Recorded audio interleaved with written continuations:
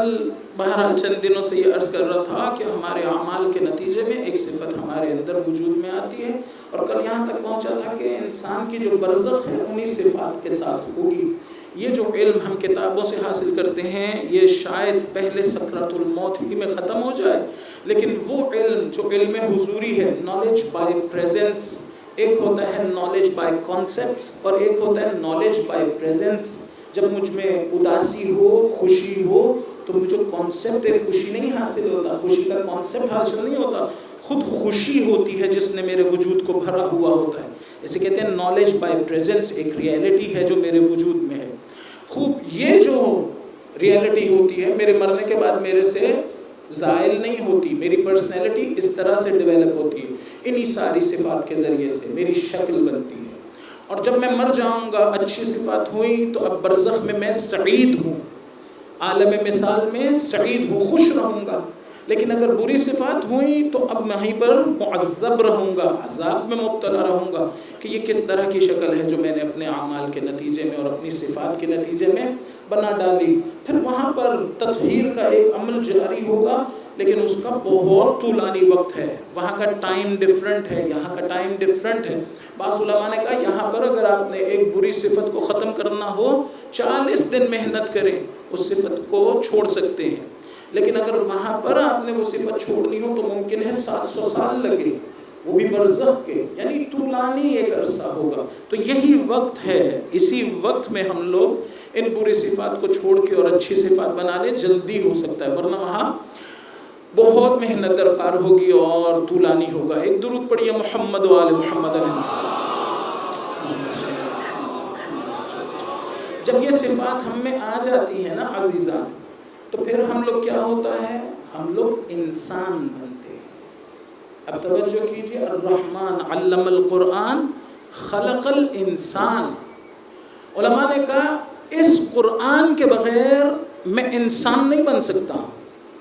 یہ نہیں ہے کہ اسے فقط پڑھ لوں گا تو انسان بن جاؤں گا، یا اسے میں نے فقط حفظ کر لیا تو انسان بن جاؤں گا، یا اس کی تفسیر بہت زیادہ زور دیا جاتا ہے، قرآن کو سمجھنا چاہیے، قرآن کو سمجھنا چاہیے۔ یہ بات اپنی جگہ بالکل درست ہے، لیکن قرآن کو سمجھ لینا، قرآن کی تفسیر دقیق جان لینا، یہ ہمارا الٹیمیٹ ہدف نہیں ہے۔ اس کو سمجھ لینے کے بعد اس پہ اتنا عمل کرنا ہوگا کہ پھر میرے وجود میں داخل ہو جائے قرآن۔ جب قرآن میرے وجود میں داخل ہوگا تو میں انسان بنوں گا۔ الرحمن علم القرآن، خدا نے تعلیم قرآن دی تو کیا ہوا، خلق الانسان، اس کے ذریعے سے انسان بنا۔ اس چیز کی طرف توجہ کیجئے، 2 لفظ استعمال ہوتے ہیں ہمارے بارے میں قرآن میں، ایک ہے بشر اور ایک ہے انسان، دونوں کا ایک ہی مطلب نہیں ہے۔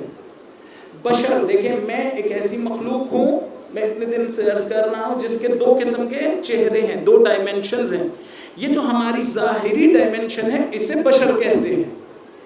بشر عربی زبان کا لفظ ہے، بشرہ کا عربی میں مطلب ہوتا ہے ظاہرہ، کسی چیز کا ظاہر ہو جانا۔ راغب اصفہانی ایک بہت بڑے عالم تھے، انہوں نے اپنی کتاب مفردات راغب میں اس مطلب کو بیان کیا۔ انہوں نے کہا بشر کا مطلب ہے ظاہرہ، یعنی کسی چیز کا ظاہر ہونا۔ تو ہمیں کیوں کہہ دیا بشر؟ اس لیے کہ ہماری یہ جلد ظاہر ہے، ہمارے بالوں کے ذریعے سے چھپی ہوئی نہیں ہے۔ آپ جانوروں کی طرف نگاہ اٹھائیے، انہیں کیوں نہیں بشر کہا جاتا؟ اس لیے کہ ان کی جلد ان کے ہی بالوں کے ذریعے سے چھپی ہوئی ہے۔ بھیڑ، بکری، بلی، جو بھی اس طرح کے آپ جانور دیکھیں، ان کی جلد آپ کو نہیں نظر آتی ہے، اوپر ایک لیئر ہے بالوں کی۔ بہرحال ہماری چونکہ اس طرح سے نہیں ہے تو ہمیں کہا جاتا ہے بشر۔ لیکن میری جو 2 ڈائمنشنز ہیں ان میں سے کس کو کہا جاتا ہے بشر؟ میری روح کو بشر نہیں کہا جاتا۔ وہ جو میرا اصلی چہرہ ہے، the real me، وہ بشر نہیں ہے، یہ جسم ہے جو بشر ہے، یہ جسم بشر ہے۔ اس کو جب بھی آپ دیکھیں گے تو کہیں گے یہ بشر ہے۔ اور اگر روح میں وہ صفات جو ہونی چاہیے پائی جاتی ہوں تو پھر اسے کہیں گے کہ یہ انسان ہے، پھر اسے یہ نہیں کہیں گے کہ یہ بشر ہے، اسے کیا کہیں گے؟ انسان۔ یعنی اگر وہ صفات فضیلت میرے وجود میں آ جائیں تو میں انسان بن جاؤں گا. یہ انسانیت کہاں پر آئے گی؟ میں اتنے دنوں سے عرض کر رہا ہوں کہ یہ جتنی صفات ہیں یہ ہماری جسم کی نہیں ہوتی. بہادر میرا جسم نہیں ہوتا، متقی میرا جسم نہیں ہوتا، سخی میرا جسم نہیں ہوتا، جھوٹ بولنے والا جھوٹا میرا جسم نہیں ہوتا. یہ ساری کی ساری صفات روح کی ہیں.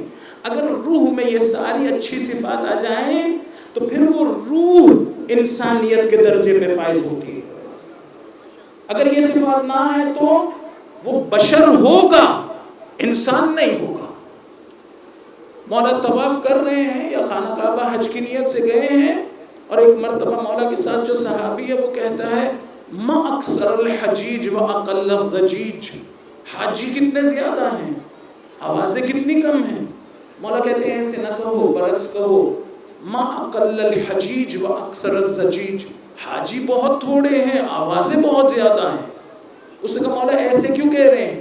مولا نے تھوڑی دیر کے لیے اسے قدرت دی اور یہ لوگوں کی اصل شکل، روح کی شکل دیکھنے پہ قادر ہو گیا. تو کیا دیکھا اکثر لوگ جو خانہ کعبہ کے گرد گھوم رہے تھے وہ دیکھنے میں بشر تھے، روحیں ان کی جانوروں والی تھی. روحیں ایسی نہیں تھی. جو عمل انجام دیتا ہوں اس کے نتیجے میں یہ باتیں کر چکا ہوں، بار بار نہیں دہرانا چاہتا ہوں. اس کے نتیجے میں روح کی ایک شکل بن رہی ہے. اگر اس کو دیکھنے پہ قادر ہوتے، ایک صاحب اولیاء خدا وہ دیکھ رہے تھے کہ ایک جنازہ جا رہا ہے اور اس چارپائی میں کوئی انسان نہیں ہے جس کا جسم ہو. دیکھا ایک کتا ہے موٹا سیاہ جو اس میں لیٹا ہوا ہے. کیوں؟ اس لیے کہ ممکن ہے اس کی وہی صفت ہو جو کتے والی تھی. حضور کے خیمے پہ آ کے عمر ابن عبد ود نے نیزہ مارا یا تیر مارا تو حضور نے فرمایا من لہذا الکلب، کون اس کتے کے مقابلے میں جائے گا؟ کوئی گالی تھوڑی دے رہے تھے. وہ جو ہمیں اخلاق سکھانے والے ہیں وہ گالی تو نہیں دیں گے، بتا رہے تھے اس کی شکل اس طرح کی ہے، حقیقی شکل. تو اب وہ اسے آپ بشر تو کہتے رہیں گے، وہ بشر ہے لیکن انسان نہیں کہیں گے. اس کی حقیقت کیا ہے؟ کتے والی، وہ انسان نہیں ہے. تو اصل ہماری ظاہری اس جسم کو دیکھا جائے تو ہم سب بشر ہیں. یعنی ایک لبادہ ہے جو خدا نے اوڑھا رکھا ہے، ایک حجاب ہے جو خدا نے اوڑھا رکھا ہے. جب ہم مر جائیں گے تو وہ جو ہم اصل ہیں، جو ہماری اصلی شکل ہے، وہ اپنے لیے بھی عیاں ہو جائیں گے، دوسروں کے لیے بھی.